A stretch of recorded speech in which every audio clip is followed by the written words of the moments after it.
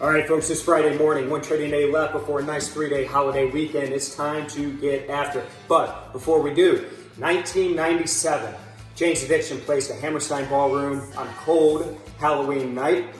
New York City, sold out crowd of 3,600 people, and absolutely smashed it. Now, why is this concert important? Well, it's really not that important. But in 1997, you may remember that there was a lot of speculation Red Hot Chili Peppers were going to break up their band. So David Navarro and Flea joined Jane's Addiction for that 97 Relapse tour, played this concert at the Hammerstein Ballroom, absolutely smashed it. And again, as we know, after the fact, Chili Peppers did not break up. Flea and Navarro rejoined the band. But if you get a chance today, as you hear right now, go check out Jane Says on YouTube and find that Hammerstein Ballroom edition. Absolutely incredible. A nice way to enter the weekend.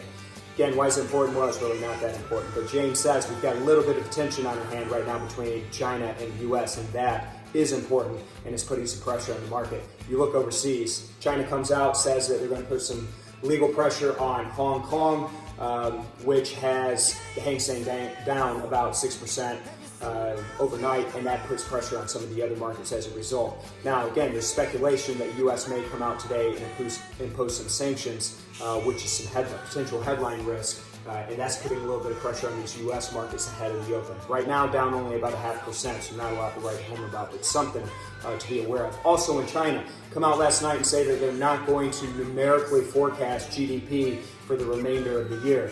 That's also putting some pressure on this market right now. In particular, look at oil down 5.5% right now ahead of the market open. So again, a lot of volatility in this oil market as there's speculation that we could continue to see, particularly if China becomes an issue, a reduction in demand.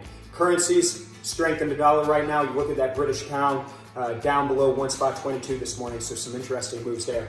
Again, big holiday weekend coming up. Exchange is closed on Monday, so I will see you folks again on Tuesday with an update. Check in with us on Twitter, check in with us on Facebook.